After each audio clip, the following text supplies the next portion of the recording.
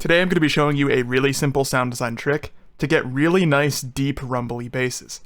I did a video a few days ago showing a really cool technique to get like a background, just ambient nice bass. This is taking the steps from that, but then making it much more aggressive and I think cool sounding. Kind of discovered this by accident while I was making that, and thought this would be cool to show off. So to start things off here, what we're going to do is get a sine wave.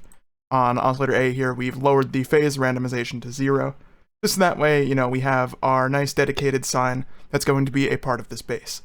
So you already know what that sounds like. It's like this. And now we're going to start on Oscillator B. So if you saw the previous video, you'll already know where this is going to go. But basically what we had done was made another sine wave, turned on the sync half window, just turned it up a bit, which gives you a sound like this. So, nice and chill right now, not really the crazy aggressive thing we're going for though, but we'll get there in a moment. What I did show in that one as well is that if we go in here and try to remove the fundamental so that way we're not doubling up, this would remove everything. You don't actually see the changes from sync half window on here.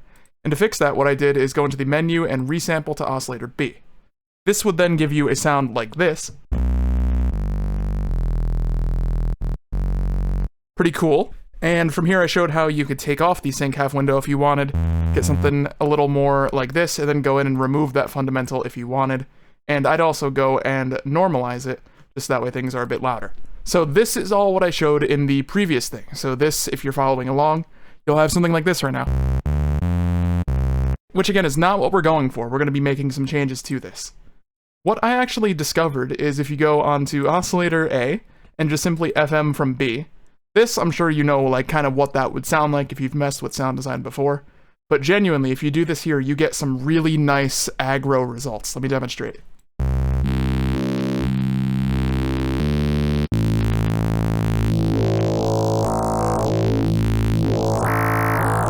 There's just a really cool movement there that you get as you just cycle this around.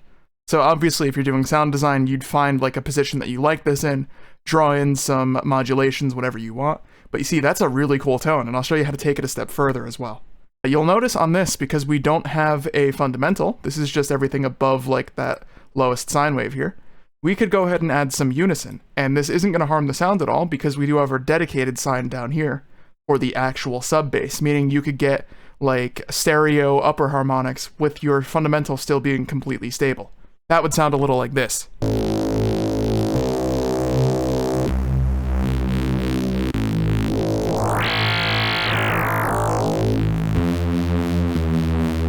Pretty cool, and this is before we do any like distortion or anything like that, which is really exciting. So if you have a sound like this, you could then go into your effects tab. As I said, distortion will be really nice on a tone like this, even just default tube distortion. But we can mess with all the different ones as well. I feel like hard clip on this would be really nice. Yeah, I like that a lot. And of course from here you could also mess with doing some chorus on the high end like that to widen things up some more. Really nice on like the upper octaves like that. It sounds kind of out of control but in a nice way.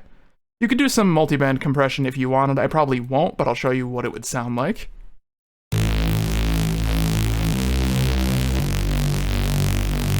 That's quite nice. That's something I'd want to achieve more like in the sound design and some external post-processing rather than just the multiband on here.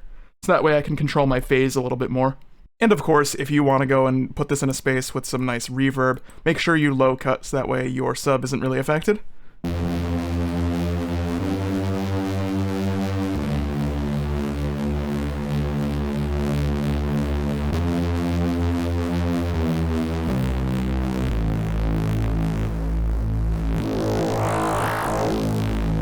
Really cool, easy bass sound design I've found.